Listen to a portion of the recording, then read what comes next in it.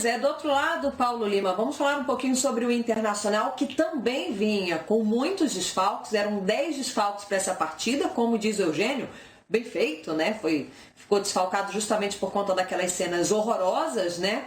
E aí o Internacional abre o placar com apenas 44 segundos. Com 18 minutos já estava 2-0. Início do segundo tempo, 3-1. Parecia tudo muito tranquilo, até que o América de Cali empata, fica 3-3. No final, o Internacional vence, mas muito me chamou a atenção, Paulo Lima, que o Cudê usou a frase, né, que o jogo foi muito emocionante, até demais pro gosto dele, porque quase azedou ali pro Inter, Paulo.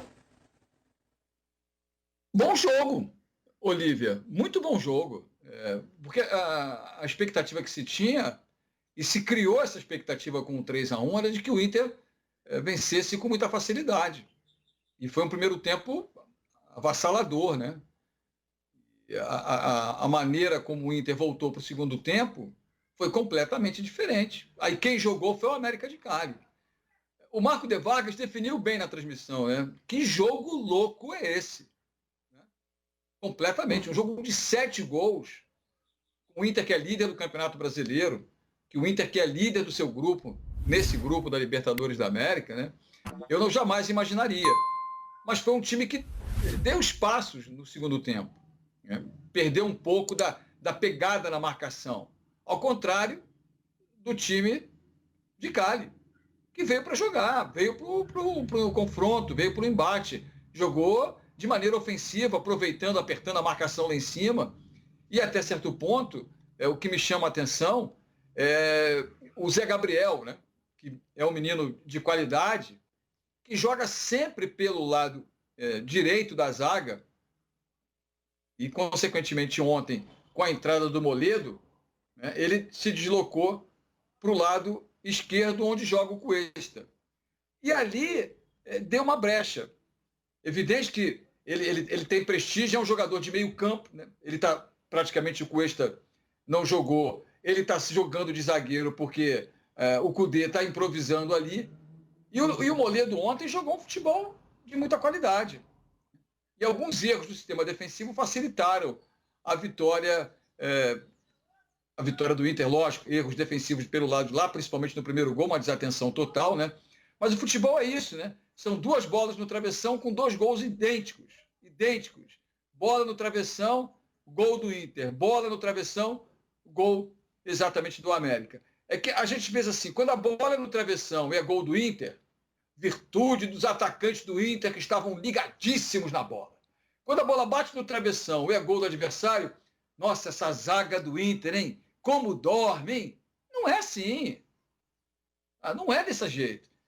Ela bate no travessão, o atacante está de frente, o zagueiro está de costas, e quando ele gira, ela já bateu no travessão e está voltando. Então, esse tipo de nuances do jogo deram um equilíbrio muito grande à partida, até que, né, o Torres, se ele calçasse 37, a bola não batia no bico da chuteira dele. Mas como ele é zagueirão, né, meio estilo Bellator, UFC, deve calçar uns 46, 45, e aí já viu, né? Biquinho da chuteira, matou o goleiro, bom para o Internacional. O Inter teve o primeiro tempo de muito boa qualidade, no segundo tempo ele troca o trabalho de meio campo por balão e ele troca a marcação intensa e avançada por uma marcação distante e muito recuada.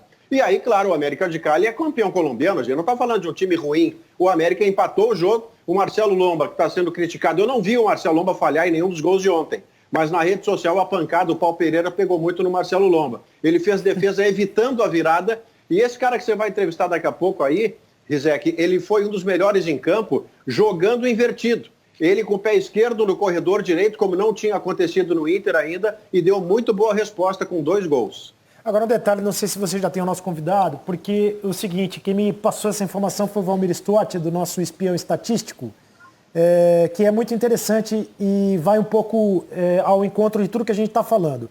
O Cudê gosta de um time ofensivo, sim, mas ele gosta de um time que ataque sem se descuidar da defesa. Por isso ele tem os 3 caras lá do meio de campo, que são os volantes, que sabem atacar, mas sobretudo porque cobrem a subida dos laterais. O Internacional até ontem não tinha tomado nenhum gol de contra-ataque. Não tinha tomado. O único time no Brasil que não tinha tomado nenhum gol de contra-ataque. E ontem o Internacional tomou 2 gols de contra-ataque. Inclusive quando estava vencendo o jogo, o que no manual do técnico é um absurdo, porque você está ganhando o jogo, como é que você vai tomar gol de contra-ataque? Todo técnico fala isso. Então, você pode ter certeza que vai ter bronca do Kudê para cima dos jogadores, se é que já não teve no vestiário. E o primeiro gol nasce de uma falha, realmente, você falou que vai mostrar ainda, do Zé Rafael, que é o zagueiro que virou titular porque tem um passe melhor, né, do que o Moledo, né? Não pôde contar com o Vitor Costa, jogou o Moledo e o Zé Rafael. Mas ele, naquele lance, ele não foi feliz. Ele entregou a bola para o adversário e ainda não conseguiu chegar na cobertura e deixou o chute, que passou ali por baixo um pouco por baixo do corpo do Lomba, mas é uma bola muito difícil ali para o goleiro. Assim, essa bola entre o pé e a caída para o lado, assim, ela é uma bola realmente, parece que é mais fácil do que ela é. Possível, e o Inter em alguns momentos foi evoluindo nesse sentido, mas ontem no segundo tempo isso aconteceu de novo. E invariavelmente para os times, eu repito, que pressionam o Inter lá na frente, isso acontece. No jogo com o Ceará, por exemplo, que a gente está vendo aí, isso também aconteceu, o Inter venceu esse jogo. Eu estava até na transmissão aqui da Rádio Gaúcha, e o Inter vencendo o jogo, eu disse, olha, o Inter se atrapalha quando os adversários colocam os times lá na frente. Isso tem ocorrido. Sem dúvida, é uma dos ajustes que o Eduardo Kudê vai ter que fazer, porque nos momentos mais decisivos de Libertadores, a régua do Inter subiu, né, Barreto? A régua do Inter subiu. Hoje o Inter lidera o campeonato, lidera a Libertadores, com problemas, enfim, mas está ali. E aí, se quiser pensar em ser campeão de fato, não pode fazer um erro desse de saída de bola contra o Flamengo, por exemplo. Vai tomar 1 gol, 2 e aí acabou. Então tem que fazer ajustes e é sempre melhor o treinador perceber isso, como o Kudê claramente disse que percebe ontem. No caso do Zé Gabriel, que o Diogo falou, não sei se isso pode ser um desconto, mas talvez sim, ele jogou deslocado pela esquerda, ele é volante, estava jogando de zagueiro pela direita. Como o Inter não tinha o Vitor Cuesta, o Moledo, que tem, segundo o Kudê, menos característica de sair jogando, jogou na sua, zagueiro pela direita, e o menino foi deslocado pela esquerda. Né? Talvez ele tenha ficado um pouco fora de contexto, mas o fato é que errou nessa saída de bola e em outros momentos outros jogadores erram também. Acho que já estava nos acréscimos, o gol deve ter sido registrado aos 45, mas aí fez 4-3. Assim, olhando só as estatísticas, número de finalizações, etc., barará, posse de bola, você vai dizer, não, o resultado foi justo. Mas foi muito mais apertado do que se mostrava no primeiro tempo. Estava muito bem no primeiro tempo, muito bem. Mas o jogo mudou completamente. E muito por conta, neste caso aí, eu acho, do dedo do técnico. Ele fez 2 substituições do meio-campo, as coisas funcionaram e ele conseguiu apertar o Internacional, que estava muito tranquilo no primeiro tempo, sofria muito. O Vergara, bom jogador, esse que faz esse gol aí, ainda no primeiro tempo. Ele no segundo tempo continuou sendo um jogador muito perigoso, é o que mais deu trabalho para o Internacional. E foi isso. Sim, um jogo com 2 tempos muito distintos, muito mesmo. Eu espero que seja o Internacional, daqui para frente, o do primeiro tempo, né? Que seja o Internacional do primeiro tempo, para ir bem longe na Libertadores, viu, William? O jogo do time do Kudê é um jogo muito físico. Hoje, por exemplo, ele começa jogando num 4-1-3-2, com o Lindoso de primeiro volante, né? O Patrick e o Bosquilha pelos lados numa linha de 3 com o Nonato, o Galhardo adiantado com o Gabriel Hernandes e esmaga, né? Tenta esmagar a saída de bola do adversário.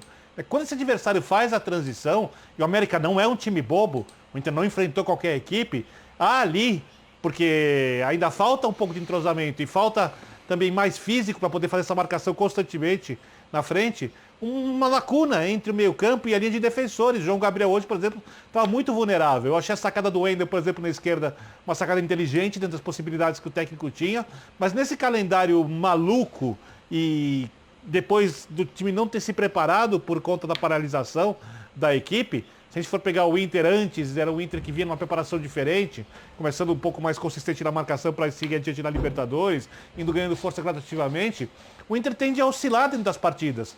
Porque o Inter não vai conseguir fazer o jogo que o seu técnico mais gosta o tempo inteiro. E o Inter recuado para jogar no contra-ataque, ele tem sido mais vulnerável. Ele precisaria pelo menos dos seus zagueiros titulares, ou do Cuesta, voltando, para poder fazer isso melhor. O Moledo, por exemplo, tem mais dificuldade na saída de bola.